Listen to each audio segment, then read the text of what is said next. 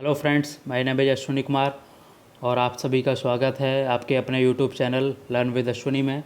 तो फ्रेंड्स, हम लोग ईडियम्स एंड फ्रेजेस के एक सीरीज़ कर रहे थे। उसके 6 पार्ट्स ऑलरेडी कवर मैं कर चुका हूँ, तो ये उसका 7th पार्ट है। और जो भी फ्रेंड्स हैं जो एसएससी के कोई भी एग्ज़ाम की तैयारी कर रहे हों, जस्ट लाइक एसएससी सीजीएल हो, आपका सीएचएसएल हो या एमटीएस हो, सीपीओ या कोई अन्य एग्ज़ाम्स जिसमें ईडियम्स एंड फ्रेजेस पूछे जाते हैं, तो उन लोगों के लिए ये काफ़ी बेनिफिशियल साबित होगा।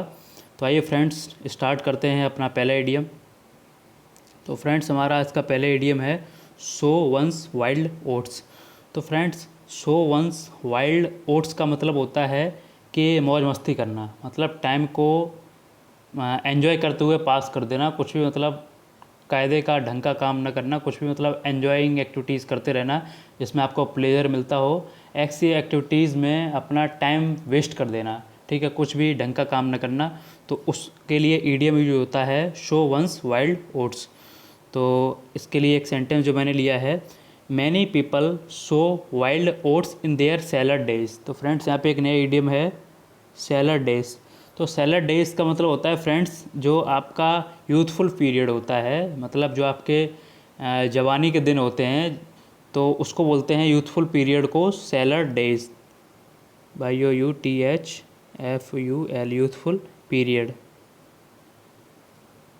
ठीक, तो जो यूथफुल पीरियड रहता है उसको बोलते हैं, उसके लिए ईडियम है बेसिकली सैलड डेज। तो many people sow wild oats in their salad days and don't take their careers seriously.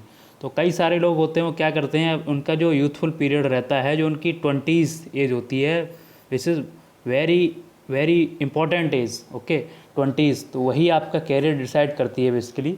तो उस एज में क्या है, वो लोग अपने कैरियर को सीरियसली नहीं लेते और ऐसी एक्टिविटीज़ गतिविधियों में अपना समय व्यर्थ कर देते हैं जो कि बाद में उनको रिग्रेट करना पड़ता है। ठीक है, तो वो क्या करते हैं बेसिकली, सो वाइल्ड ओट्स, मतलब टाइम को वेस्ट कर देते हैं कुछ भी अनयूज़फुल फ्यूटाइल एक्टिविटीज़ करते हुए जिसमें उनको प्लेजर मिलता हो। ठीक है, तो सो वंस वाइल्ड ओट्स होता है मतलब टाइम वेस्ट कर देना, एंजॉय करते हुए, प्लेजर करते हुए। तो उसका आगे देखते हैं, to spend time partying having fun, यानी कि पार्टी करते हुए या फन करते हुए टाइम वेस्ट कर देना। या फिर फ्रेंड्स, एक यहाँ पर ये फ्रेजल वर्ब मैंने ले रखी है फूल अराउंड। तो फूल अराउंड का मतलब भी फ्रेंड्स यही होता है कि टाइम वेस्ट कर देना, idly, aimlessly, without any aim, ठीक है, टाइम एकदम पूरा वेस्ट कर देना, बेकार कर देना, उसके लिए यूज होता है फ्रेजल वर्ब फूल अराउंड। तो आप लोग इसको भी याद रख सकते हैं, फूल अराउंड, ये भी आपको एग्ज़ाम में मिल सकता है। तो एक ईडियम हो गया, उसका ये फ्रेजल वर्ब भी आप लोग साथ में याद रखिए। नेक्स्ट ईडियम पर चलते हैं, स्पिन अ यार्न। तो फ्रेंड्स, स्पिन अ यार्न का मतलब होता है कोई भी कहानी गढ़ना। ठीक है, आप लोगों ने सुना होगा make a cock and bull story. ठीक है, कॉक एंड बुल स्टोरी का मतलब होता है फ्रेंड्स कोई भी कहानी ऐसी जो मनगढ़ंत कहानी इसको बोल सकते हैं, तो उसके लिए यूज़ करते हैं हम लोग कॉक एंड बुल स्टोरी। तो स्पिन अ यार्न भी सेम मीडियम है, मतलब कोई भी कहानी गढ़ना बुनना जो कि मतलब सच्ची ना हो, ठीक है, उसमें कहीं ना कहीं झूठ हो, तो उसके लिए यूज़ करते हैं। तो हम ईडियम देखते हैं अपना, द जज अपब्रेडेड द विटनेस। तो फ्रेंड्स, यहाँ पर एक ये वर्ड आ रहा है अपब्रेड। तो फ्रेंड्स, अपब्रेड का मतलब होता है कि किसी को डांटना। स्कोल्ड आप लोग जानते हैं, SCOLD, स्कोल्ड। ठीक है, तो स्कोल्ड अपब्रेड का ही सिनोनिम है, या ये कह सकते हैं to give someone piece of mind. ये ईडियम मैंने कराया होगा या फिर आपको पता होगा, to give someone piece of mind. आप चाहें जिसको नहीं पता वो नोट कर सकते हैं, to give someone piece of mind, या फिर to take someone to task. ठीक है, किसी को टास्क पे लेना या किसी को पीस ऑफ माइंड देना, इस तरह से याद कर लिए। तो उसका मतलब होता है किसी को डांटना। ठीक है, स्कोल्ड उसके लिए यूज़ कर सकते हैं। उसके लिए एक और मैंने एक वर्ड लिया है, जिनको नहीं पता है उसको वर्ड को आप अलग से नोट कर लिए, अपब्रेड। अपब्रेड मतलब होता है किसी को डांटना, स्कोल्ड। ठीक है, तो जज अपब्रेडेड दी विटनेस, विटनेस मतलब होता है साक्षी, ठीक है, गवाह जो बोलते हैं। फॉर स्पिनिंग अ यार्न मतलब कहानी एक गढ़ने के लिए, झूठी कहानी गढ़ने के लिए। एंड मिसलीडिंग द कोर्ट मतलब कोर्ट को मिसलीड कर रहा है वो, ठीक है, झूठी कहानी बुन के। तो जज ने क्या किया, उसको डांटा, जो गवाह था। किस लिए डांटा, क्योंकि वो झूठी कहानी गढ़ रहा था और कोर्ट को मिसलीड कर रहा था। तो स्पिन अ यार्न का मतलब होता है झूठी कहानी गढ़ना।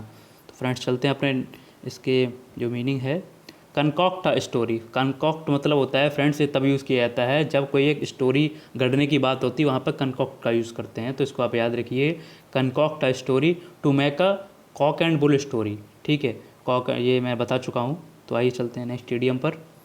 स्पिट, विनोम या फिर ब्लड। ठीक है, अगर आपका इडियम कहीं पे भी आए स्पिट, विनोम, तो स्पिट मतलब होता है फ्रेंड्स, आप लोग जानते होंगे, जो नहीं जानते हो उनके लिए, स्पिट मतलब होता है थूकना, थूकने के लिए यूज़ करते हैं स्पिट। ठीक है, तो विनोम मतलब होता है जहर, विष, पॉइजन। ठीक है, और ब्लड, ब्लड तो जानते ही हैं आप लोग। तो स्पिट विनोम यानी कि जहर थूकना या उगलना। तो इसका मतलब ये होता है, स्पिट विनोम का मतलब कुछ भी एकदम गुस्से में आग बबूला होकर कुछ भी उल्टा सीधा बकना। ठीक है, उल्टा सीधा बोलना किसी के बारे में एकदम गुस्से में आग बबूला होके। या स्पिट और ब्लड भी आता है, स्पिट विनोम आएगा या फिर आपके लिए एग्जाम में स्पिट ब्लड आएगा। दोनों का मतलब होता है गुस्से में आग बबूला होकर कुछ भी उल्टा सीधा बोलना। तो फ्रेंड्स, जो हमारा एक एग्जाम्पल लिया है, I would advise you to stay away from your boss today.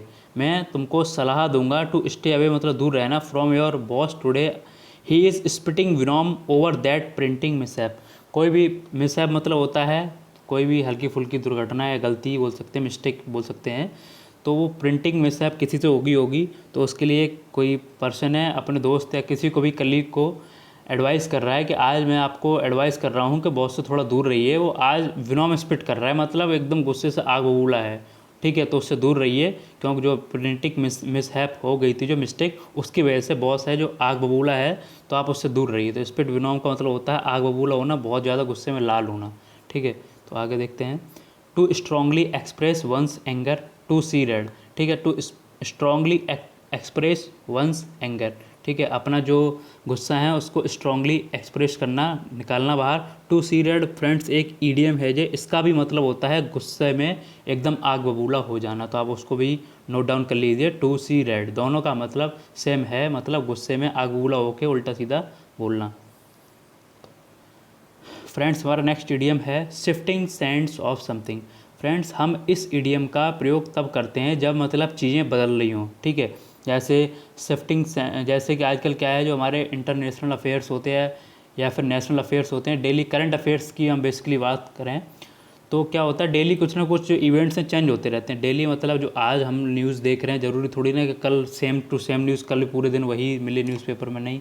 तो क्या है, मतलब बेसिकली चीज़ें चेंज होती रहती हैं। इवेंट्स जो हैं हमारे, वो बेसिकली चेंज होते रहते हैं, चाहे नेशनल लेवल पे हों, चाहे इंटरनेशनल लेवल पे हों, चाहे आपके स्टेट लेवल पे हों, चाहे आपके डिस्ट्रिक्ट लेवल पे हों, चीज़ें चेंज होती रहती हैं। तो जहाँ चीज़ें चेंज होती हैं उसके लिए हम लोग यूज़ करते हैं शिफ्टिंग सैंड्स। ठीक है, shifting sands of something. Something की जगह किसी को भी रिप्लेस कर दो आप, शिफ्टिंग सैंड्स ऑफ आप कह सकते हो नेशनल अफेयर्स। ठीक है, कोई भी चीज़ हो जिसमें मतलब चेंज हो रहा हो, शिफ्टिंग सैंड्स मतलब होता है चेंज होना। ठीक है, तो ईडियम मैंने लिया है, उसको देखिए। Elderly people often find themselves struggling to keep up with the ever shifting sands of technology. तो फ्रेंड्स, इसका मतलब वो एल्डरली पीपल, जो हमारे बुजुर्ग लोग होते हैं, वो अक्सर क्या करते हैं, वो find themself struggling to keep up with the ever shifting sands of technology. तो क्या होता है, जो ever shifting sands of technology मतलब जो टेक्नोलॉजी है, जैसे कि पहले क्या था, मोबाइल, एक ज़माना था मोबाइल आया था कीपैड वाला। ठीक है, जब नया नया मोबाइल स्टार्ट हुआ था, कीपैड वाला मोबाइल आया था। उसके बाद धीरे धीरे करके उसमें टेक्नोलॉजी में इनोवेशन होता गया। ठीक है, और उसका और ज़्यादा डेवलपमेंट होता गया। तो आज देखिए मोबाइल कहाँ से कहाँ पहुँच गए। या और भी किसी भी टेक्नोलॉजी देख लीजिए, पहले टीवी थी, ब्लैक एंड वाइट से स्टार्ट हुई, उसके बाद फिर कलर आई, काफ़ी ह्यूज उसका बल्कि साइज़ होता था, पर धीरे धीरे करके एकदम बिल्कुल पतली हो गई, एलईडी फॉर्म में हम लोग देखते हैं जो आज। तो इस तरह से क्या है, टेक्नोलॉजी चेंज हो रही है। तो जो एक एग्जांपल लिया उसका मतलब है जो बुजुर्ग लोग हैं वो लोग क्या है, आजकल जो चीज़ें चेंज होती हैं, टेक्नोलॉजी की इतनी सारी चीज़ चेंज होती हैं, तो उसके मतलब सापेक्ष में, उसके जो अनुरूप अपने आप को मतलब चेंज करने में काफ़ी स्ट्रगल फील करते हैं। मतलब अब जैसे कि किसी, मान लो कि आपके दादा दादी हैं घर में, उनने जैसे तैसे कोई कीपैड वाला मोबाइल है वो सीखा। ठीक है, और धीरे धीरे क्या हुआ, कुछ टाइम बाद ही, कुछ 1-2 साल बाद वो कीपैड वाले मोबाइल बिल्कुल बंद हो गए, अब टच स्क्रीन वाले मोबाइल आ गए। तो क्या है, उनको स्ट्रगल मतलब एक तरह से थोड़ा परेशानी का सामना करना पड़ सकता है, क्योंकि वो मतलब यूज टू हो गए थे उस मोबाइल के, जो पहले कीपैड वाला था, लेकिन एकदम से उनको टच वाला मिल गया।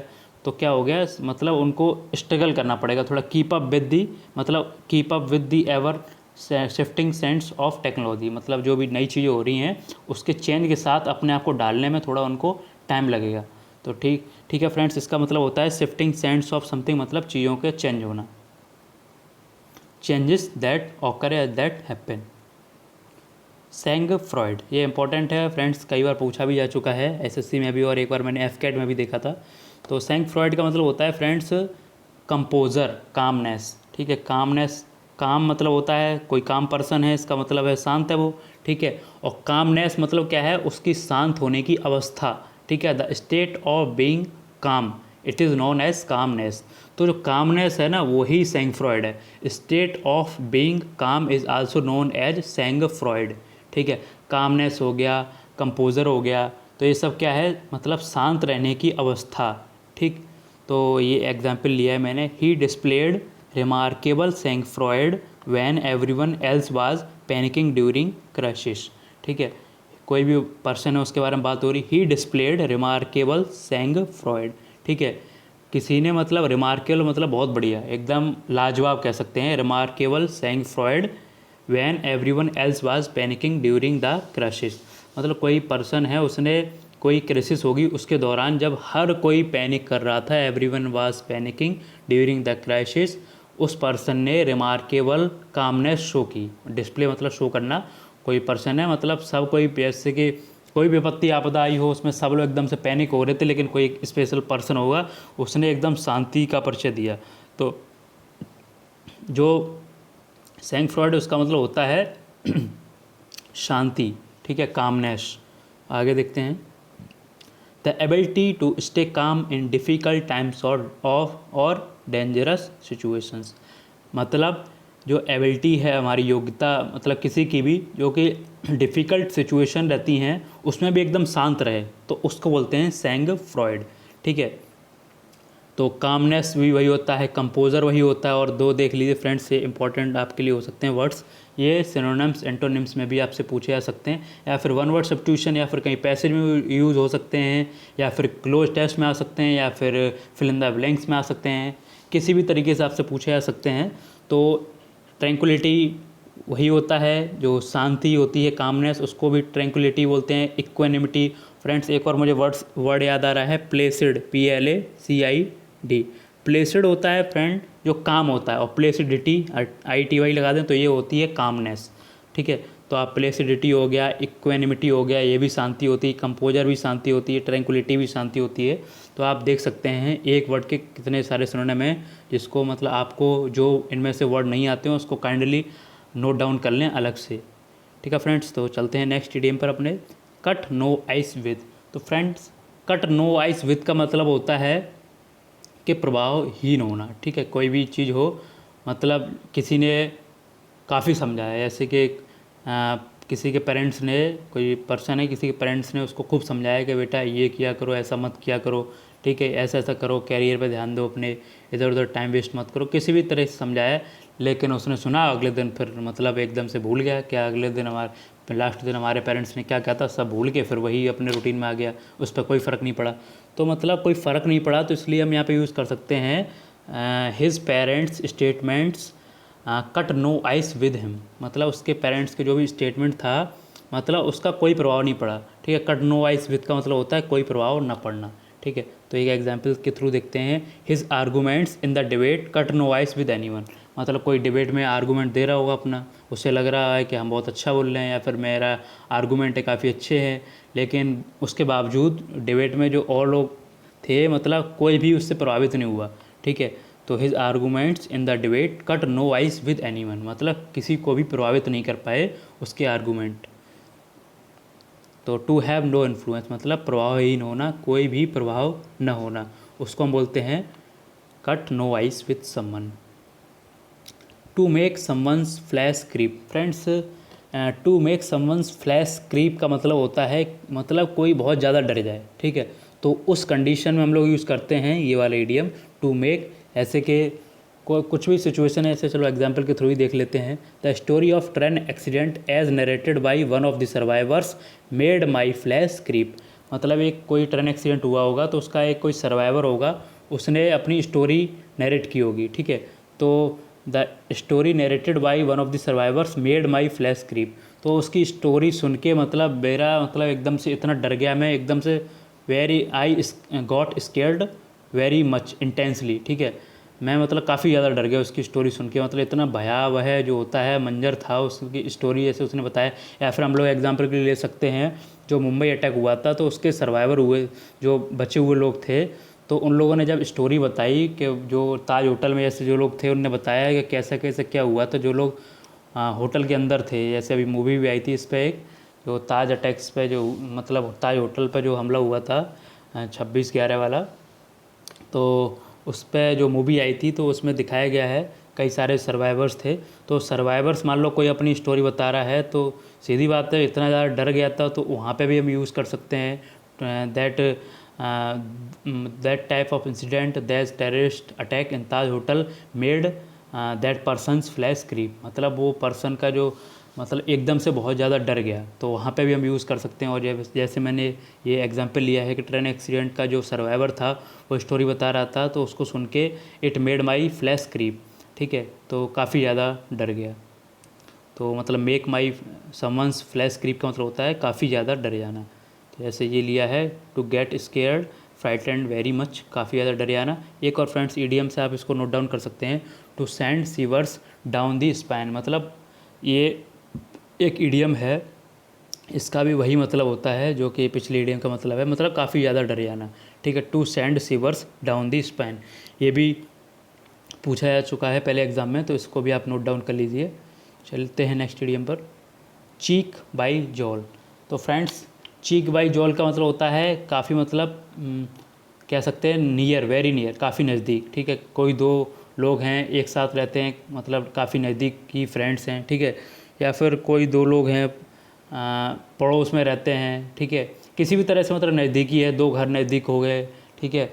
और कोई दो स्टेट हैं बहुत मतलब एक दूसरे से सटे हुए हैं, अगर हम वर्ल्ड के लेवल पे देखें दो स्टेट इंडिया के, तो वो भी चीक बाई जॉल हो सकते हैं, मतलब वेरी नियर, ठीक है। जो दो चीज़ें काफ़ी आसपास है उसके लिए यूज़ करते हैं चीक बाई जॉल। तो यहाँ एग्जाम्पल के थ्रू हम लोग देखते हैं, they use to live cheek by jowl in 1 BHK flat. मतलब दो कोई फ्रेंड्स होंगे, they use to live cheek by jowl, मतलब काफ़ी नज़दीकी, मतलब एक साथ रहते थे, ठीक है, इन 1 BHK फ्लैट, ठीक। तो चीक बाई जॉल का मतलब होता है वेरी नियर, ये हो गया इसका मतलब।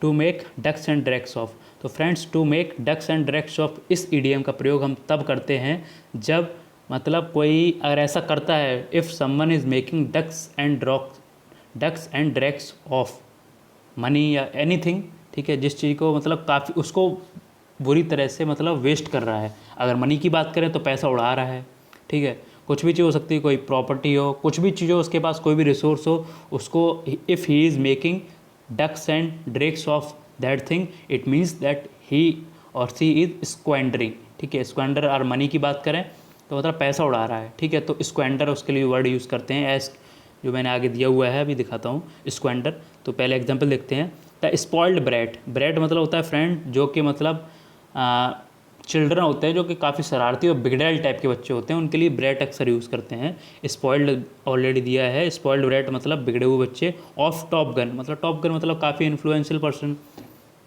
कोई हो सकता है काफ़ी बड़ा बिजनेसमैन हो, कोई हो सकता है काफ़ी बड़ा पॉलिटिशियन हो, मतलब काफ़ी इसका इन्फ्लुएंस ज़्यादा हो, तो उसके लिए यूज़ करते हैं हम लोग टॉप गन। तो spoiled brat of Top Gun made ducks and drugs of his father's money. कोई भी होगा पर्सन, मतलब उसने क्या किया, जो उसके अपने पिताजी के जो पैसा था उसका काफ़ी मिसयूज़ किया, उसको पूरी तरह से बर्बाद किया, मतलब पैसा उड़ाना इसको बोल सकते हैं हम लोग शुद्ध भाषा में, तो उसने वो किया, ठीक है। तो to make ducks and drakes of का मतलब होता है टू स्पेंड एक्स्ट्रावेगेंटली, ठीक है, फूलिशली, ठीक है, काफ़ी ज़्यादा मात्रा में पैसा खर्च करने को बोलते हैं to make ducks and drakes of. तो आगे देखते हैं, टू स्क्वेंडर, ठीक है फ्रेंड्स। तो ऐसा पर्सन जो ऐसा करता है तो उसके लिए हम लोग क्या यूज़ करेंगे, तो जैसे कि इसका to squander, a person who स्क्वेंडर्स, मतलब जो पैसा खूब खर्च करता है, उड़ाता है, तो ऐसे लोग के लिए क्या यूज़ करेंगे, तो फ्रेंड्स एक्स्ट्रा वैगेंट होता है, EXTRAVAGANT, एक्स्ट्रा वैगेंट, ठीक है। एक फ्रेंड ये हो गया एक्स्ट्रा वैगेंट, और एक वर्ड होता है prodigal, PRODIGAL, GAL, prodigal. Friends इसको आप नोट करते जाइए। और एक वर्ड होता है प्रोफ्लिगेट, GATE, प्रोफ्लिगेट, ठीक है, PROFLIGATE। तो ये 3 वर्ड आप यूज़ कर सकते हैं। मतलब कोई ऐसा पर्सन जो बहुत ज़्यादा पैसा उड़ाता है, कोई भी चीज़, रिसोर्स वगैरह जो भी है, उसको बहुत ज़रूरत से ज़्यादा मतलब खर्च करता है, ठीक है। स्पेंड करते टाइम वो सोचता नहीं है, क्योंकि उसका पैसा है नहीं, उसके पापा का पैसा है, तो उसको क्या पता पैसा कैसे कमाया जाता है, आप ऐसे समझ सकते हैं। तो वहाँ हम लोग यूज़ कर सकते हैं प्रोफ्लिगेट हो गया, मतलब जो पर्सन है उसके लिए मैं बेसिकली बात कर रहा हूँ, जो पर्सन ऐसा करता है उसके लिए प्रोफ्लिगेट, प्रोडिगल, एक्स्ट्रावेगेंट, ऐसे पर्सन के लिए यूज़ कर सकते हैं। और एक फ्रेंड वर्ड मुझे और याद आ रहा है जो कि पूछा गया है SSC में। तो इनका अपोजिट क्या होगा? तो अपोजिट की हम बात करें तो इनका अपोजिट होगा, एक तो होता है फ्रूगल, FRUGAL, ये काफ़ी इंपॉर्टेंट वर्ड है फ्रूगल। फ्रूगल मतलब होता है ऐसा पर्सन जो कि मतलब हिंदी में बोलते हैं मितव्ययी। जिसने सुना हो हिंदी, जो जानता हो उसको वो समझ सकता है। मतलब जो कम पैसा खर्च करता है, काफ़ी सोच समझ के एक्चुअली पैसा खर्च करता है, उसको बोलते हैं फ्रूगल, ठीक है। या फिर इकोनॉमिकल बोल सकते हैं, ठीक है, इकोनॉमिकल। तो जो मतलब सोच समझ के पैसा खर्च करता है उसके लिए यूज़ करते हैं हम लोग वर्ड फ्रूगल या इकोनॉमिकल। टाक थ्रो वंस हेड, तो फ्रेंड ये जो हमारे ईडियम है टाक थ्रो वंस हेड, तो इसका मतलब होता है फ्रेंड कि मतलब कोई पर्सन हु टाक्स नॉनसेंस, ठीक है, जो फालतू की बातें करता है, नॉनसेंस टाइप की, ठीक है, जिनके मतलब क्या कोई सेंस नहीं निकलता है, बेफिजूल की बातें करता है, तो उसके लिए यूज़ कर सकते हैं that person is talking through his head, ठीक है। तो यहाँ पे एक मैंने लिया है example, I don't mind what he says, मैं मतलब बुरा नहीं मानता हूँ, मैं उस चीज़ को माइंड नहीं करता हूँ, वाट ही सेज़, जो भी वह कहता है, क्योंकि because he always talks through his head. अब कोई पर्सन है आपका, मतलब कोई भी जान पहचान का हो सकता है, कोई भी हो, तो मतलब आप भी कह सकते हैं कि मैं उसकी बात को ज़्यादा गौर से ध्यान से नहीं सुनता हूँ, क्योंकि वो क्या है, हमेशा बकवास ही करता है, ठीक है। ही always talks through his head, आप लोग इसको यूज़ भी कर सकते हैं। If a person who always talks nonsense, you can say that he is talking through his head, ठीक है। तो फ्रेंड्स ये हो गया टॉक थ्रू वंस हेड, यानी टू टॉक नॉनसेंस। तो फ्रेंड्स ये थे हमारे इडियम्स। उम्मीद है आपको ये पसंद आए होंगे और आप इनको नोट करते जाइए। और इसके अलावा कोई आपके सजेशन हो तो आप उसको कमेंट बॉक्स में लिख सकते हैं। और आपको वीडियो अच्छा लगा हो तो उसको लाइक कीजिए। चैनल पर अगर आप नए हैं तो सब्सक्राइब कीजिए। और थैंक यू, अपनी तैयारी जारी रखिए और मैं ऐसे ही वीडियो लाता रहूँगा। अभी इडियम्स एंड फ्रेजेस है, उसके बाद फिर कोई नया टॉपिक चालू करूँगा। तो उम्मीद है आपको वीडियो पसंद आया होगा। Thank you, take care, bye bye.